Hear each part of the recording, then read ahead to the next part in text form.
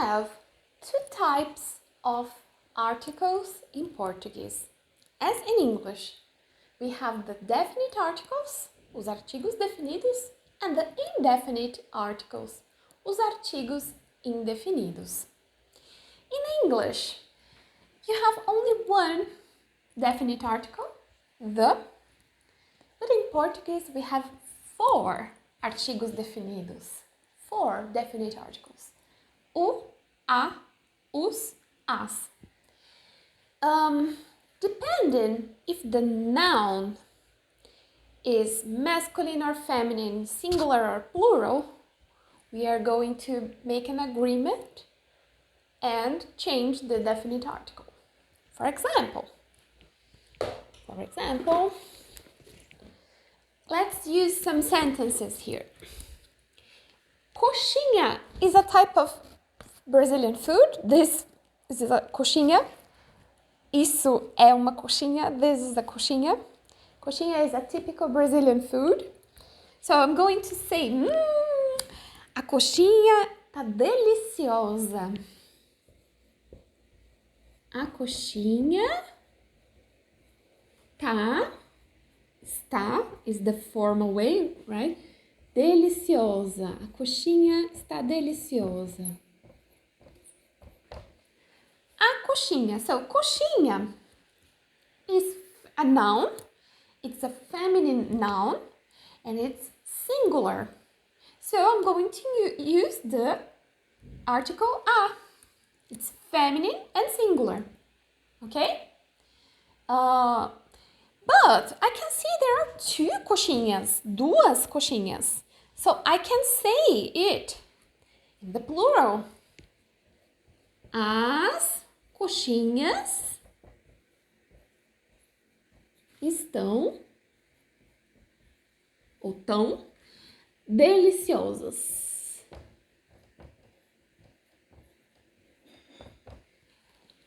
As coxinhas estão deliciosas.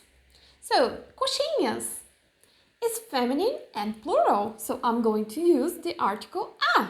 As. As. A coxinha, as coxinhas. You see, in Portuguese, we make lots of agreements of gender and number. As coxinhas estão deliciosas. A coxinha está deliciosa. So the ending of the adjective also agrees with all that, right? A coxinha tá deliciosa. As coxinhas estão deliciosas. I said tá because that's the informal way of saying está, and tão because that's the informal way of saying estão. A coxinha tá deliciosa. As coxinhas estão deliciosas. Okay? So, those are the feminine articles. I singular, as is plural. So let's see the masculine articles now. Let's see.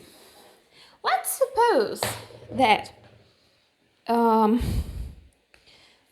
those two beverages are cafes, okay?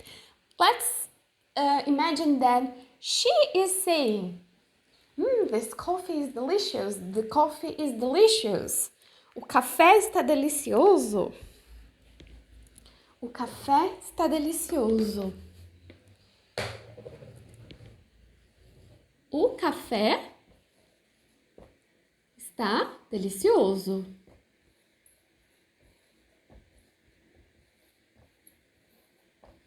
So, café is a masculine noun and it's in the singular form.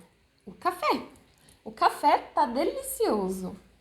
So, also the agreement of the adjective delicious, delicioso, follows the same agreement of gender and number of the article. O café tá delicioso. But I can see there are two. Suppose that they are both coffees. I know that in the story it's actually a hot chocolate and a coffee, but let's imagine they are coffees just to study the plural of the masculine. Os cafés estão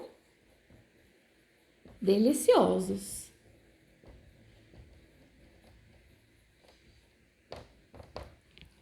Os cafés estão deliciosos. Or better saying, os cafés estão deliciosos. Again, I have the agreement of the adjective following the same pattern of the article. In this case, not all the adjectives will behave like that, okay? This is just to show how the majority of adjectives work in Portuguese. Os cafés. Cafés is masculine and plural. I have the letter S here, marking that it's a plural noun. Os is plural and masculine and agreeing with cafés. And deliciosos also agrees with all that, with cafés. So the noun is the boss. The noun is the boss of the articles and adjectives, and not only articles, but also sometimes some pronouns, okay? So the noun is the boss. If the noun is masculine and singular, everything we will have to agree with that, and be also masculine and singular, okay? All the adjectives and articles that are connected to that noun. O café tá delicioso. Os cafés estão deliciosos. Of course, the verb is also changing its conjugation because it's singular here and plural here. O café tá delicioso. Os cafés estão deliciosos. Okay? So, that's how the definite articles work in Portuguese. Os masculines, singular o, plural os. As, feminine articles. I singular, as is plural. I'm sorry if you heard that. The dogs, okay? The dogs are aprontando. I don't know how to say this in English. Okay, well, let's see now.